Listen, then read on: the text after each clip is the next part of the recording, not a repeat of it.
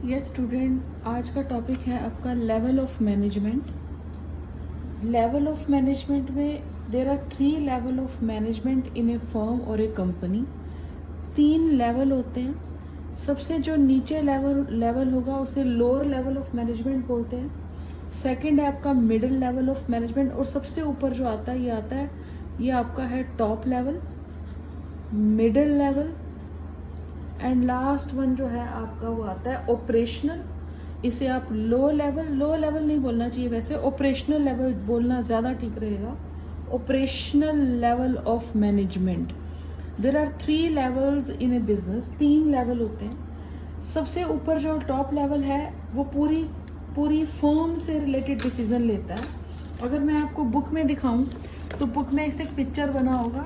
There are 3 levels of management, top level, middle level and lower level. अगर हम बात करें टॉप लेवल में कौन कौन लोग आते हैं, CEO, CFO, chief finance officer, chairman, vice president, president, managing director. सिर्फ एक ऑप्शनल है इसमें, मैनेजिंग डायरेक्टर, मतलब इम्पॉर्टेंट। मैनेजिंग डायरेक्टर ये सब किस में आते हैं? टॉप लेवल में। क्या फंक्शंस होते हैं एक टॉप लेवल मैनेजमेंट के? सबसे इंपॉर्टेंट है coordinate the activities of different departments. जितने भी डिपार्टमेंट्स हैं किसी भी ऑर्गेनाइजेशन में, सबको कोऑर्डिनेट करना, संभाल कर रखना, मिला कर रखना, ये किसका काम होता है? टॉप लेवल का। Top level manager are responsible for welfare and survival of the organisation. जितने भी टॉप लेवल के अंदर लोग काम कर रहे हैं, जैसे just like a king of a country, या पुराने टाइम में एक जो राजा होता था उसकी रिस्पॉन्सिबिलिटी थी कि उसके कंट्री में जितने भी लोग रहते हैं वो सही रहे और अच्छा कमाएं। वैसे ही एक कंपनी के टॉप लेवल के अंदर जितने भी हेड्स होते हैं, CEO होते हैं, प्रेसिडेंट होता है, उन सबका एक मेन काम क्या होता है? अपनी ही ऑर्गेनाइजेशन की वेलफेयर और उनको सर्वाइव रखना। फिर आएगा they analyse the business environment. Top level के अंदर जितने भी लोग होंगे वो अपने बिजनेस के एनवायरनमेंट को स्टडी करते हैं, उसको जज करते हैं, उसको देखते हैं कि वाकई उनका बिजनेस का जो एनवायरनमेंट है वो अच्छा है, हेल्दी है या अनहेल्दी है। दे फॉर्मुलेट ओवरऑल ऑर्गेनाइजेशनल गोल। इस पूरी फर्म के अंदर, कंपनी के अंदर जितने भी टारगेट्स बनने हैं या जो भी काम होने हैं, वो सब कौन डिसाइड करता है? आपका टॉप लेवल, यानी जो इनका गोल है पूरी ऑर्गेनाइजेशन का, it is decided by the top level of management. सबसे इंपॉर्टेंट और last, they are responsible for all the activities of the business and for its impact on society. अगर कोई लो लेवल पर वर्कर है, operational level पर या middle पर, उनसे कुछ भी मिस्टेक्स होती हैं तो they are not responsible towards the society. Only top level of management is responsible towards the society. For example, अगर आप लोग घर से गाड़ी लेकर जा रहे हो और गाड़ी चला रहे हो, कुछ एक्सीडेंट कर देते हो, तो आपको थोड़ा ना कोई कुछ कहने वाला है। गाड़ी के पेपर जिसके नाम पर होंगे उसको कुछ प्रॉब्लम होगी ना। यानी अगर मान लो मेरी एक मेडिकल दवाइयाँ बनाने की फैक्ट्री है, उसके अंदर मैंने एक इंजेक्शन ऐसा बना दिया जिसमें पॉइजन था, तो जो भी कुछ होगा वो मेरे अगेंस्ट होगा ना। जो कंपनी का हेड होगा, ऑर्गेनाइजेशन का टॉप लेवल होगा। मिडिल लेवल मैनेजमेंट और ऑपरेशनल लेवल मैनेजमेंट को तो कोई हाथ भी नहीं लगाएगा। सबसे पहले किसको फेस करना पड़ेगा? टॉप लेवल को। उसके बाद सेकंड आता है आपका middle level. Middle level is a link between top level and the operational level. इन दोनों को जोड़ने का जो बीच की कड़ी है वो क्या है? Middle level. अगर हम स्टूडेंट्स को कभी प्रॉब्लम, जैसे इनडायरेक्ट क्वेश्चन आएगा कि ऑफिसर्स, CEO, CFO ये कौन से लेवल से बिलोंग करते हैं? ये बिलोंग करते हैं आपके टॉप लेवल से। अगर आप कहीं पर भी वर्ड मैनेजर देख लें, जैसे marketing manager, human resources manager, production manager, finance manager, ये मैनेजर वर्ड एक बहुत बड़ा हिंट है इस बात के लिए कि ये सब किस कैटेगरी में आते हैं, किस लेवल में आते हैं? मिडिल लेवल में। अब मिडिल लेवल करता क्या है? मिडिल लेवल का मेन जो है वो यहाँ से चीज़ों को यहाँ तक पहुँचाना, यहाँ से चीज़ों को यहाँ तक पहुँचाना। अब यहाँ से यहाँ क्या आ सकता है? यहाँ से यहाँ ऑर्डर्स आते हैं, डायरेक्शंस आती हैं, पॉलिसीज आती हैं, उन्हें फॉर्मुलेट करवाने का काम कौन करता है? Middle level. और यहाँ से कोई सजेशन हो, कुछ हो, तो ये वहाँ ऊपर फॉरवर्ड तक पहुँचाने का काम कौन करेगा? Middle level. उसके बाद यहाँ पर एक टॉपिक है फंक्शंस क्या हैं इस मिडिल लेवल के। सबसे पहले पॉलिसीज को फॉर्मुलेट करना, उसको समझना और नीचे लेवल तक पहुंचाना, ये काम कौन करेगा? Middle level. Ensure that department has the necessary personal. Personal क्या होता है? पर्सनल का मतलब होता है वर्कर्स, पर्सनल नहीं है, पर्सनल होता है। इसका मतलब कंपनी के अंदर, ऑर्गेनाइजेशन के अंदर जितने भी वर्कर्स चाहिए, कितने होने चाहिए, या अपने अपने डिपार्टमेंट से रिलेटेड कितने होने चाहिए, उनको सजेस्ट कर सकता है, ड्यूटीज असाइन कर सकता है, मोटिवेट कर सकता है। सबसे इंपॉर्टेंट, जो भी टॉप लेवल है इसका डायरेक्ट कनेक्शन ऑपरेशनल लेवल से नहीं होता है। ऑपरेशनल लेवल से जो कनेक्शन है वो किसका होता है? मिडिल लेवल का। मिडिल लेवल इन सबको मोटिवेट कर सकता है अच्छे से, तो मोटिवेट कर सकता है अपने टारगेट्स को अचीव करने के लिए। Cooperative with other department for smooth functioning. Middle level ही एक ऐसा लेवल है जो टॉप लेवल और ऑपरेशनल लेवल के बीच में कम्युनिकेशन अच्छा कर सकता है। मतलब ये चाहे तो इन्होंने जो पॉलिसीज फॉर्मुलेट की, अगर उसमें मान लो कोई थोड़ी सी भी गलत बात है तो इसको चाहिए कि कुछ इस तरीके से इनको समझा दे कि ये उसको फॉलो करना स्टार्ट कर दे, उसके अगेंस्ट नहीं हो जाए। अगर इनको कुछ प्रॉब्लम है तो ये इनके सामने इस तरीके से रखे कि कोई लड़ाई झगड़ा नहीं हो, उल्टा वो अच्छे से इसको सॉर्ट आउट करवाना है। तो दैट्स वाई मिडिल लेवल जो है वो टॉप लेवल और ऑपरेशनल लेवल के बीच का लिंक होता है। लास्ट वाला है आपका ऑपरेशनल लेवल। ऑपरेशनल लेवल का एक और नाम होता है सुपरवाइजरी मैनेजमेंट। सुपरवाइज करना, सुपरविजन करना। यहाँ इसके अंदर कौन कौन आते हैं? मतलब ऑपरेशनल लेवल के अंदर फॉरमैन, सुपरवाइजर।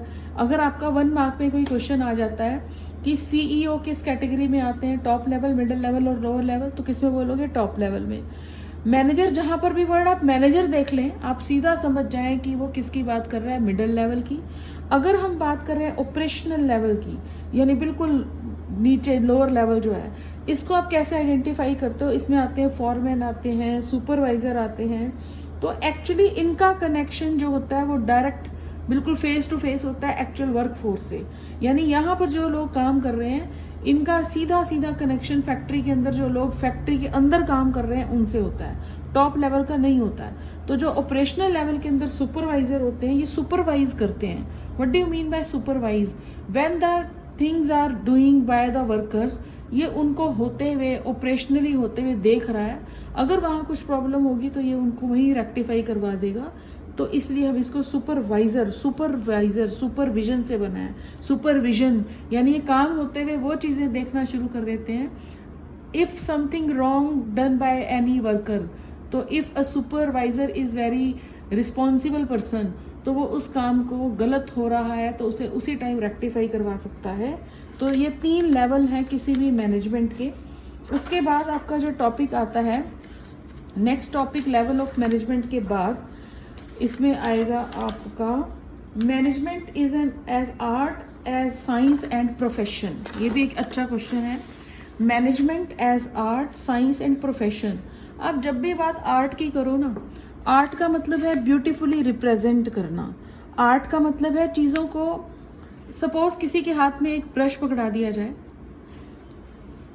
आर्ट का मतलब मैंने कहा ये ब्रश है, ये पेंट, ये कलर है, ये है, वो है। वो वर्कर के ऊपर डिपेंड करता है कि वो उन इंस्ट्रूमेंट को यूज कैसे करता है इन ए आर्टिस्टिक वे। आर्ट मतलब किसी भी गंदी सी चीज को अच्छे से रिप्रेजेंट कर देना इज एन आर्ट। ठीक है। अगर सपोज किसी के पास मेकअप का सामान है, वो चाहे तो उस मेकअप को इस तरीके से यूटिलाइज कर सकता है कि वो बहुत सुंदर बना दे किसी को भी। अगर आप अकाउंट्स पढ़ते हैं, अकाउंट्स में आर्ट क्या होती है? जब हम कोई एंट्रीज करते हैं उसके लिए भी एक स्पेशल फॉर्मेट बनाते हैं जर्नल एंट्रीज का, वो भी एक आर्ट है। आर्ट का मतलब ये नहीं है कि वो जो पेंटिंग हो रही है सिर्फ वही आर्ट है। आर्ट का मतलब है आप अपनी बात भी किस तरीके से किसी के सामने रख देते हो। अगर आपको कोई बोले अबे काम करता है कि नहीं करता, कैसा लगेगा? अगर बोले यार प्लीज थोड़ा देख लेना यार, काम हो रहा है या नहीं, यार देख ले। तो एक बात है, एक उसको रिप्रेजेंट करने का तरीका है, एक आर्ट होता है। तो management is an art. Management की डेफिनेशन क्या है? Work done B through others. काम तुम्हारा है लेकिन करवाना किसी और से है। आपकी मम्मी कई बार नहीं बोलती आपको बड़े प्यार से, मेरा राजा बेटा चल यार ये काम कर देना यार। तो इसका मतलब क्या? हम भी करते हैं ऐसे, सभी करते हैं, मतलब सभी नहीं, सभी के बोलने का तरीका अलग अलग है, सभी कर रहे होंगे तो बात ही क्या फिर। तो management is an art. Suppose आप किसी बिजनेस के अंदर एक ऑफिसर है, आपने किसी और से काम करवाना है, तो आपको थियोरेटिकल नॉलेज है। अगर मैंने लास्ट अपनी वीडियो में टॉपिक डिस्कस किया था चक दे इंडिया मूवी का, तो शाहरुख खान का भी एक आर्ट था।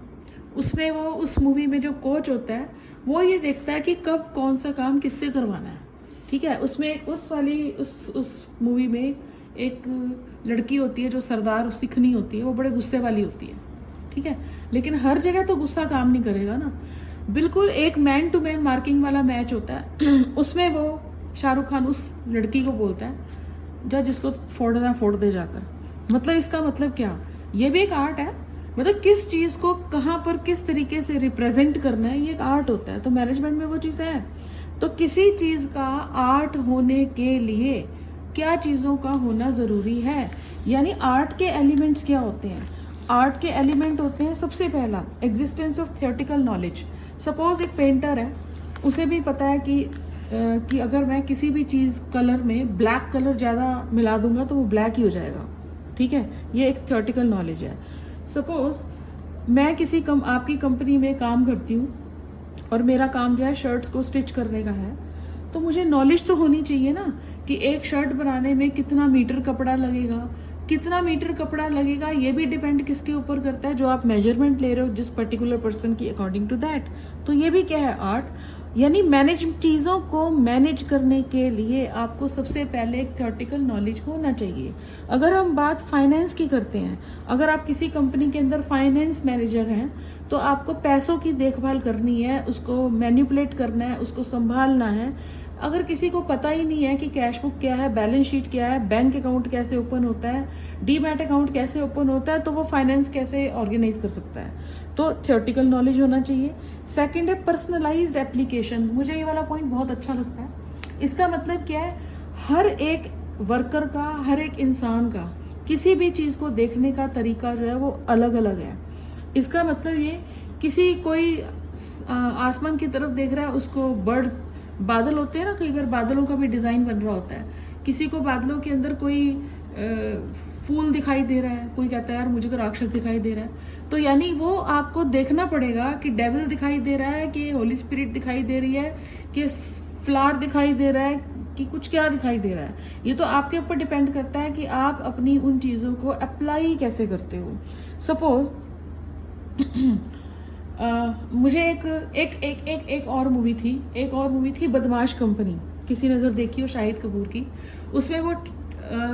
उसमें एक वो शर्ट्स बनाता है और वो शर्ट्स का कलर निकलने लग जाता है, कुछ उसके अंदर फॉल्ट हो जाता है, ठीक है। फॉरेन कंट्रीज के अंदर जो लॉन्ड्री होती है वो बहुत कॉस्टली होती है, महंगा होता है कपड़ों की धुलाई करना, तो वो फॉरेन कंट्री में ही होता है। तो उसे एक बड़ा अच्छा आइडिया आता है। वो क्या करता है, जितनी भी शर्ट्स होती हैं उनको, एक शर्ट को एक बार वॉश करता है, उसका कलर थोड़ा लाइट हो जाता है। दूसरी शर्ट को 2 बार, मतलब टाइम जो होता है उसका लॉन्ड्री का वो इंक्रीज कर देता है। थर्ड वाली शर्ट को वो और ज्यादा टाइम दे देता है।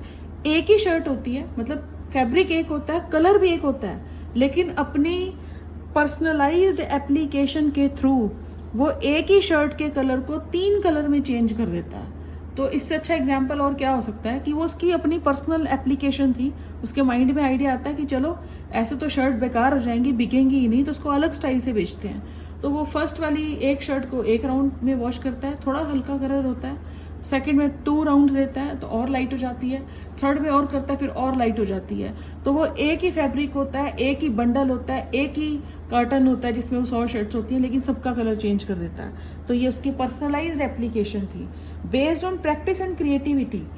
प्रैक्टिस यानी जो चीजें आपके माइंड में आ रही हैं, ये कोई 1 सेकंड में थोड़े ना आएंगी। आप अपना कोई न्यूमेरिकल भी करते हैं, अगर अकाउंट्स में करो, मैथ्स में करो, फर्स्ट टाइम जो आप उसको अटेम्प्ट करते हैं वो किसी और तरीके से समझ में आता है, सेकंड टाइम करोगे किसी और तरीके से समझ में आएगा। तो वैसे ही मैनेजमेंट एक आर्ट है। अगर आप अपनी ऑर्गेनाइजेशन के मैनेजर हैं, आपको पता है कि किस पर्सन से किस तरीके से काम करवाना है, तो ये एक आर्ट है। मैनेजमेंट एज ए साइंस, जब भी आप बात साइंस की करें, साइंस का मतलब होता है systematic knowledge, cause and effect relationship. तो management is not a pure science. जैसे लैब में आप कुछ एक्सपेरिमेंट कर रहे हो, वो वाली साइंस नहीं है, ये ह्यूमन बिहेवियर की साइंस है। तो एक क्वेश्चन शायद ये भी आ सकता है कि is it a pure science? No, it's not a pure science, but science. क्योंकि कॉज एंड इफेक्ट रिलेशनशिप पर होती है। सबसे पहले जब हम बच्चों को ये पॉइंट्स बताते हैं, ये जो एलिमेंट्स लिखे हुए हैं, ये सिंपल सी बात है कि किसी भी चीज़ को साइंस बोलने के लिए क्या एलिमेंट्स होने चाहिए। Systematised body of knowledge, principle based on experimentation. ये वो एक्सपेरिमेंटेशन नहीं है जो एक साइंस वाला स्टूडेंट लैब में जाकर करता है, वो नहीं। हमने सिंपल बोला है कि एक्सपेरिमेंट बेस्ड है, साइंस है, लेकिन प्योर साइंस नहीं है। Universal validity. अब मैं इन्हीं तीनों पॉइंट्स को अगर आप अपनी ऑर्गेनाइजेशन में अप्लाई करें तो कैसे। सिस्टमैटिक बॉडी ऑफ नॉलेज का मतलब क्या। अगर आप एक ऑर्गेनाइजेशन है और हम शुरू से एग्जांपल ले रहे हैं एक शर्ट्स बनाने का, आप अपनी ऑर्गेनाइजेशन के मैनेजर हैं, आपने मुझे बोला 100 शर्ट्स बतानी है, तो आपको पता है कि पहले कपड़ा तो अरेंज करो, मुझे फैब्रिक दो, मुझे बताओ ये मशीन है, ये यहाँ से मिलेगा, ये वहाँ से मिलेगा। तो सिस्टमैटिक बॉडी ऑफ नॉलेज। अगर मेरे पास कुछ कपड़ा ही नहीं है, फैब्रिक ही नहीं है, तो मैं सोच भी नहीं सकती कि शर्ट बनानी है। तो आपको क्या करना पड़ेगा, जो भी आपके कंटेंट होगा उसको इकट्ठा करना होगा। Systematic body of knowledge. Second, principle based on observation and experimentation. अगर हम बात करें एक मैनेजमेंट के प्रिंसिपल्स की, हमने यहाँ पर कुछ 14 प्रिंसिपल भी सुने हैं। Principle of fuel, F for fuel, F for 14, ये भी एक याद करने का तरीका है। हेनरी फ्यूल ने 14 प्रिंसिपल दिए हैं, टेलर के अलग हैं। तो 14 प्रिंसिपल्स, जितने भी प्रिंसिपल आप उसमें पढ़ोगे, right person to the right job, responsibility, delegation of authority, वो सब किसी ना किसी एक्सपेरिमेंट के ऊपर बेस्ड हैं। यार किसी ने तो एक्सपेरिमेंट किया होगा कि राइट पर्सन को राइट काम पर लगाना चाहिए। अगर आप किसी ऐसे बंदे को वो वाला काम दे दो जो उसको आता ही नहीं है, वो तो फिर बहुत कुछ तांडव करके आएगा वहां पर। तो इसका मतलब जितने भी प्रिंसिपल आप पढ़ने वाले हैं अपनी मैनेजमेंट के अंदर, वो सभी के सभी प्रिंसिपल ऑब्जर्वेशन और एक्सपेरिमेंट पर बेस्ड हैं। अब ये एक्सपेरिमेंट किसी साइंस लैब में नहीं किया गया, that's why it's not a pure science. ये एक्सपेरिमेंट जर्नल लाइफ पर किए गए काम, जैसे एक एक्सपेरिमेंट है। अब अगर आप देखें, छोटे बच्चे जो होते हैं, जो प्री प्राइमरी उसमें होते हैं, उनके 2 ब्रेक होते हैं। जो थोड़े बड़े बच्चे होंगे उनका 1 ब्रेक हो जाएगा, लंच ब्रेक। लेकिन जो छोटे बच्चे होते हैं वो जल्दी थक जाते हैं, फटीग स्टडी हो जाती है, उनको फटीग हो जाता है, थक जाते हैं। ये फटीग स्टडी के ऊपर बना हुआ प्रिंसिपल था। तो उनको दो ब्रेक दिए जाते हैं। तो और उनका जो टाइम ड्यूरेशन होता है एक स्कूल में वो कम होता है कंपेयर टू द बड़े बच्चे या 12th के बच्चे जो हैं उनके लिए, क्योंकि ये भी एक साइंस है कि छोटे बच्चे नहीं छोटे बच्चों को पढ़ाने का तरीका अलग है, बड़े बच्चों को पढ़ाने का तरीका अलग है, साइंस है। वैसे ही अगर आप अपनी मैनेजमेंट में हो, अपनी कंपनी में हो, वहां पर भी आप हर पर्सन से हर काम नहीं करवा सकते हो। Right person to the right job होना चाहिए, डिवीजन ऑफ वर्क होना चाहिए। यानी ये सब जो प्रिंसिपल बने हुए हैं ये भी साइंस के ऊपर बने हुए हैं। यूनिवर्सल वैलिडिटी, जितने भी हमने प्रिंसिपल पढ़े, बनाए, मैनेजमेंट पे सिखाए गए, ये सारे के सारे प्रिंसिपल पूरे वर्ल्ड पर, पूरे ब्रह्मांड पर अप्लाई होते हैं, मुझ पर और आप पर नहीं, सब पर। उसके बाद है management as a profession. Profession का मतलब क्या। प्रोफेशन मीन्स प्रोफेशन, अच्छा चलो, कैसे आप आइडेंटिफाई करोगे ये चीज़ प्रोफेशन है या नहीं। जैसे आपका पेपर में कुछ केस स्टडीज आ जाती हैं, आपको आइडेंटिफाई करना है कि ये पर्टिकुलर चीज़ साइंस है या नहीं। तो आप कैसे आइडेंटिफाई करोगे, आप ये 3 चीज़ें ढूंढोगे, क्या ये 3 चीज़ें उसके ऊपर पूरी हो रही हैं। अगर हो रही हैं तो वो साइंस है। वैसे ही एक प्रोफेशन है, प्रोफेशन को प्रोफेशन कहने के लिए क्या चीज़ों का होना ज़रूरी है। Well defined body of knowledge. जैसे अगर मान लो किसी को डॉक्टर बनना है, वो MBBS करेगा, ठीक है, तो well defined body of knowledge होना चाहिए। रिस्ट्रिक्टेड एंट्री, अब MBBS में कोई कॉमर्स का स्टूडेंट तो नहीं जा सकता ना, या साइंस का विद बायो जा सकता है। तो आपको ये देखना पड़ेगा, अगर किसी ने CA करनी है तो एक साइंस का स्टूडेंट तो आई थिंक CA नहीं करेगा, ठीक है। तो कुछ ना कुछ तो उसको कॉमर्स का पढ़ना पड़ेगा अगर वो 12th के बाद भी चेंज करता है तो वैसे ही रिस्ट्रिक्टेड एंट्री है। चार्टर्ड अकाउंटेंट बनने के लिए आपको CPT का एग्जाम क्लियर करना पड़ेगा, नहीं है तो आपको ग्रेजुएशन तो करनी पड़ेगी कॉमर्स में ही। तो कुछ ना कुछ रिस्ट्रिक्टेड एंट्रीज होनी चाहिए, तो तभी आप प्रोफेशन का एक पार्ट बन सकते हो। यानी प्रोफेशन होने के लिए नॉलेज होना चाहिए, आपको एक रिस्ट्रिक्टेड एंट्री फेस करनी पड़ती है। Well defined body of knowledge, restricted entry. उसके बाद आपका आता है professional associations. What do you mean by professional association. अगर किसी ने MBA करना है, वो ऑल इंडिया मैनेजमेंट एसोसिएशन है, IIM है, वहाँ से करना चाहिए तो बेटर है। चार्टर्ड अकाउंटेंट है, उसकी एक अलग एसोसिएशन है। तो इसका मतलब जितने भी ये प्रोफेशन होते हैं उनकी एसोसिएशन बनी होती है। अगर आप देखें तो जो लॉयर हैं उनकी अपनी अलग एसोसिएशन होती है, क्योंकि लॉयर भी एक प्रोफेशन है, टीचिंग भी एक प्रोफेशन है। एथिकल कोड ऑफ कंडक्ट, ये बहुत ईजी है। एथिकल कोड ऑफ कंडक्ट का मतलब क्या? सपोज आपने एक वाइट कलर का जैकेट लिया, आपने अपने पेरेंट्स या किसी से पूछा कैसे लग रहा हूँ, तो कई बार मम्मी बोल देती है डॉक्टर लग रहा है, डॉक्टर जैसी ड्रेस है। या आपने एक ब्राउन कलर का ले लिया, आपको यार मिलिट्री वाला कलर लग रहा है यार, तो है ना।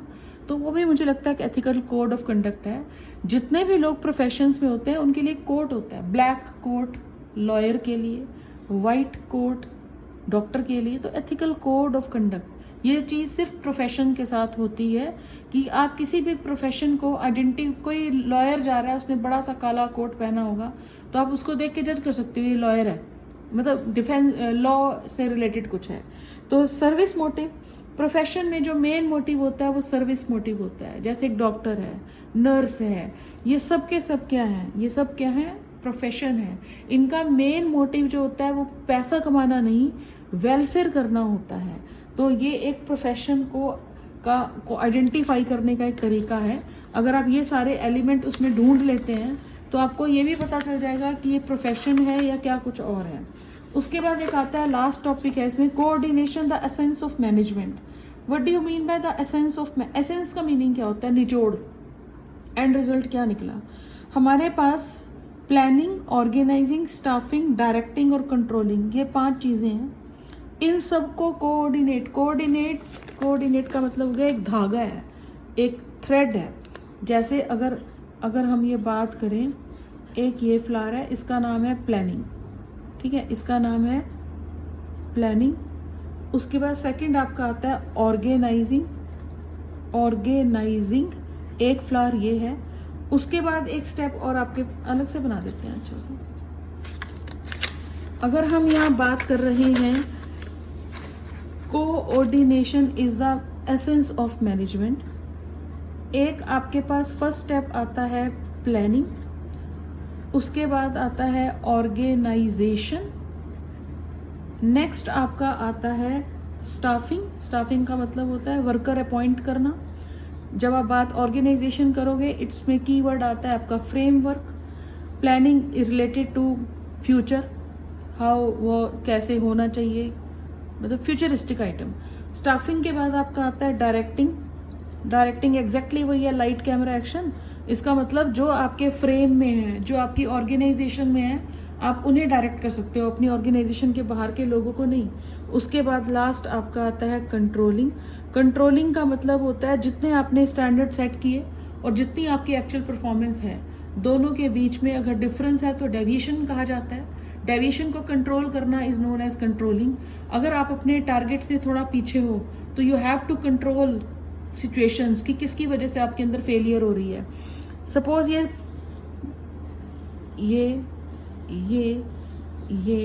और ये, इन सबको जोड़ने का जो धागा है बीच में, वो क्या है? वो है कोऑर्डिनेशन। अगर ये थ्रेड बीच में से निकल जाए तो ये सब चीजें बिखर जाएंगी। तो coordination means what? Planning, organising, staffing, directing, controlling, इन सब के बीच में जो कनेक्टिविटी है वो कौन लेकर आता है? कोऑर्डिनेशन। कोऑर्डिनेशन की फीचर्स क्या हैं? Coordination integrate group efforts. Group effort means what? अगर मैं बात करूं उसी मूवी की, चक दे इंडिया की, तो उसमें ग्रुप एफर्ट्स था। वो पूरी टीम जो होती है वो ग्रुप एफर्ट्स होती है। जब भी कोई क्रिकेट टीम या कोई और भी टीम जीतती है तो वो इसी वजह से जीत पाती है कि उनके अंदर एक ग्रुप एफर्ट्स था। सब अपने अपने लिए नहीं, हम के लिए, सबके लिए काम कर रहे थे। Coordination ensure unity of action.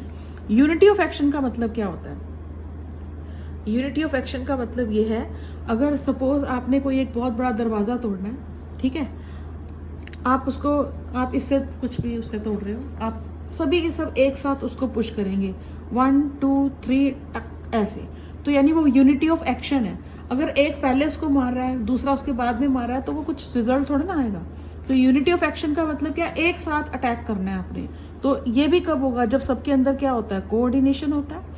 Coordination का एक और एग्जांपल है, जब वो चक दे इंडिया मूवी में लास्ट सेगमेंट में शाहरुख खान मन में उसे बुलाता है, जो गोल कीपर होती है विद्या को, इधर देख, और वो सिर्फ आंखों से इशारा कर मतलब बताता है कि स्टॉप, वहीं पर रुकी रहना, ये सीधा मारेगी गोल। तो ऐसे ये कोऑर्डिनेशन है। Coordination is a continuous process. अगर आप किसी की आंखों के इशारे को भी समझ रहे हो, उसके हाथ की मूवमेंट देखकर, वो बोल नहीं रहा है बट उसके हाथ की लैंग्वेज देख के समझ रहे हो, तो इसका मतलब क्या, ये कॉन्टिन्यूस प्रोसेस है। अगर आप कॉन्टिन्यूसली एक साथ मिलकर काम कर रहे हो तभी कोऑर्डिनेशन हो सकता है। ये वाला पॉइंट तो सब में आ जाता है, ऑल परवेसिव, किसी को कुछ भी ना आए तो ऑल परवेसिव तो हो ही जाता है। तो कोऑर्डिनेशन जो है वो ऑल परवेसिव। कोऑर्डिनेशन सिर्फ किसी एक ऑर्गेनाइजेशन में नहीं, किसी एक रिलायंस में नहीं, टाटा में नहीं, सब में चाहिए। हॉस्पिटल में भी चाहिए, स्कूल में चाहिए, जहां पढ़ रहे हो वहां चाहिए, हर लेवल में चाहिए। There are 3 levels, top, middle and operational level. उन सबके अंदर भी एक कोऑर्डिनेशन होना चाहिए। अगर एक लेवल अलग अपने लिए काम कर रहा है, सपोज एक मैनेजमेंट में फाइनेंस डिपार्टमेंट है, एक मैनेजमेंट में कुछ उसने मशीन खरीदनी है, एक वो डिपार्टमेंट है, एक स्टाफिंग है। सपोज मेरा टारगेट, मैं सेल्स मैनेजर हूँ, मुझे सेल का टारगेट इंक्रीज करना है, तो आउटपुट बनाना पड़ेगा। लेकिन फाइनेंस डिपार्टमेंट मुझे पैसा ही नहीं दे रहा, तो मैं अपना टारगेट पूरा नहीं कर सकती हूँ ना। तो इसका मतलब जितने भी डिपार्टमेंट्स हैं, sales department, finance department, material purchase करने वाला डिपार्टमेंट, उन सबके अंदर भी एक कोऑर्डिनेशन होना चाहिए। If there is lack of coordination तो फेलियर हो जाती है। यानी किसी भी ऑर्गेनाइजेशन की success will depend upon the cooperation done by the all level and all activities, planning, organizing, staffing, directing and controlling. Coordination is responsibility of all manager. ये क्यों लिखा हुआ है ऐसे all manager? 3 levels हैं, top, middle and lower. अगर तीनों level के मैनेजर आपस में कोऑर्डिनेट नहीं करेंगे तो आपकी ऑर्गेनाइजेशन का टारगेट पूरा नहीं हो पाएगा। और कोऑर्डिनेशन इज डेलिब्रेट फंक्शन। मज़ा तो तब आता है जब सब एक साथ मिलकर काम करें, विलिंग अच्छे से। उस चक दे मूवी इंडिया में भी वो एक डेलिब्रेट फंक्शन क्रिएट करने के लिए ही शाहरुख खान एक दिन पहले रात को बुलाकर सबको बोल देता है, उन 2 लड़कियों को, कि आपकी वजह से अब कल की टीम तो हम मैच हारने वाले हैं। तो वो एक मोटिवेशन था, एक तरीका था उनका कोऑर्डिनेट करने का। यानी अगर आपको कभी भी कोई टारगेट अचीव करना है एक ऑर्गेनाइजेशन ने, तो इट्स ए टीम वर्क, और डेलिब्रेट होना चाहिए, कंपल्शन नहीं। डेलिब्रेटली पता सोच कर करो, मन से करो। आपने भी अगर अपने मार्क्स अच्छे लाने हैं तो डेलिब्रेटली आपको पढ़ना होगा, डेलिब्रेटली आपको सोचना होगा कि मुझे प्लानिंग में और अपने जो अरेंजमेंट कर रखा है ऑर्गेनाइजेशन में, स्टाफिंग में, यानी जो मैं काम करने वाला हूँ उसके लिए मैं एक स्टाफ हूँ तो अवेलेबल हूँ या नहीं हूँ, सब में एक कोऑर्डिनेशन होना चाहिए। If coordination is not there तो you are not able to achieve your predetermined targets, तो वो हो नहीं पाएगा। ठीक, यहाँ तक पढ़िए। कोई डाउट है, कुछ है तो कमेंट बॉक्स में आप पूछ सकते हो।